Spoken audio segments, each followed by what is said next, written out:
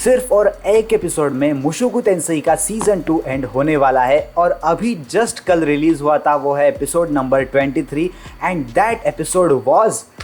A bit disappointing. ये episode मुझे मुशोकु टेंसेई की पूरी सीरीज के अंदर सबसे रश लगा and the reason is how quickly Rudeus got over his father's death. आपको याद है जब एरिस उसको छोड़ के गई थी तब उसको वो चीज ओवरकम करने में कितने सारे एपिसोड्स लगे थे, और मैंने इस चीज के बारे में लास्ट वीडियो में बोला भी था, क्योंकि अगर एरिस का सीन होने के बाद 4 एपिसोड्स वो रिकवर करने में ले रहा है तो ये चीज एरिस छोड़ के जाने से तो बहुत बड़ी है। इस रिकवरी को और भी ज्यादा टाइम लगना चाहिए था, क्योंकि अगर ऐसे मूवमेंट्स पे अगर सीरीज स्लो नहीं हुई, अगर उन्होंने अपना टाइम नहीं लिया, then it really doesn't hit that hard. For example Akame ga kill anime को ही देख लो, एक के बाद एक नए कैरेक्टर्स हर एक नए एपिसोड में मरने की वजह से मुझे वो सीरीज इतनी ज्यादा हिट नहीं हुई थी and I don't want that same thing to happen with Mushoku Tensei. दूसरी साइड पे हम ये भी समझ सकते हैं कि ये एनिमे सीजनल बेसिस पे चल रहा है, सो इनको भी एक रन टाइम की लिमिट है और इसी रन टाइम के लिमिट की वजह से उन्होंने बहुत सारे लाइट नॉवेल्स के सीन कट कर दिए हैं। मैंने पर्सनली लाइट नॉवेल नहीं पढ़ी है, लेकिन मैं ये सब रेडिट से पढ़ के बोल रहा हूँ। Plus the thing that Roxy did with र्यूडिस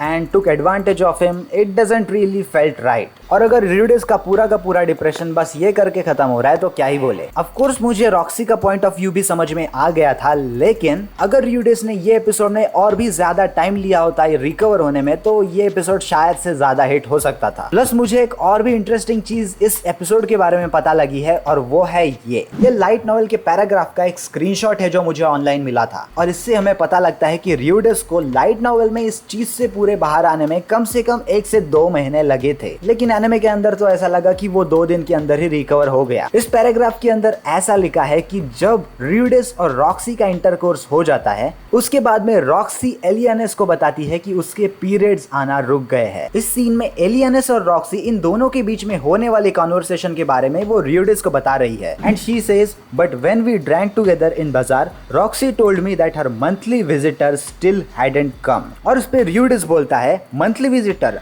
oh wait I know what that was. मतलब इस लाइट नॉवेल के सीन का आप मीनिंग समझ रहे हो क्या हो रहा है यहाँ पे। इसका मतलब है रॉक्सी और र्यूडिस के बीच में जो इंटरकोर्स होता है उसके वजह से शायद रॉक्सी प्रेग्नेंट है, ऐसा र्यूडिस या फिर एलियनस को लगने लगता है या फिर ऑल्सो रॉक्सी को लगने लगता है। लेकिन लाइट नॉवेल में आगे जाके ऐसा पता लगता है कि ऐसा कुछ भी नहीं है, लेकिन ये पूरा का पूरा कॉन्वर्सेशन एनिमे से हटाया गया है जिसकी वजह से Roxy's fear of pregnancy has disappeared from the anime, which in my opinion should be there because it makes Roxy and Rudeus more human. और एपिसोड के एंड में तो बहुत सारी चीजें ऑलरेडी बहुत कॉम्प्लिकेटेड हो गई थी, क्योंकि अभी र्यूडिस रॉक्सी से भी शादी करना चाहता है, but on the other side there सिल्फी। अभी अगले एपिसोड में शायद र्यूडिस जाके सिल्फी की परमिशन ले सकता है रॉक्सी से शादी करने के लिए भी, और अगर ये हो जाता है then we already know that he is building a big harem. लेकिन अनफॉर्चुनेटली अगला एपिसोड इस सीजन का लास्ट एपिसोड होने वाला है और सीजन 3 मुशोकु टेंसेई का कब आने वाला है इसके बारे में हमें कोई भी इंफॉर्मेशन नहीं पता लगी है, लेकिन जैसे ही मुझे कुछ इसके बारे में इंफॉर्मेशन पता लग जाएगी मैं आपको कम्युनिटी सेक्शन में अपडेट कर दूंगा।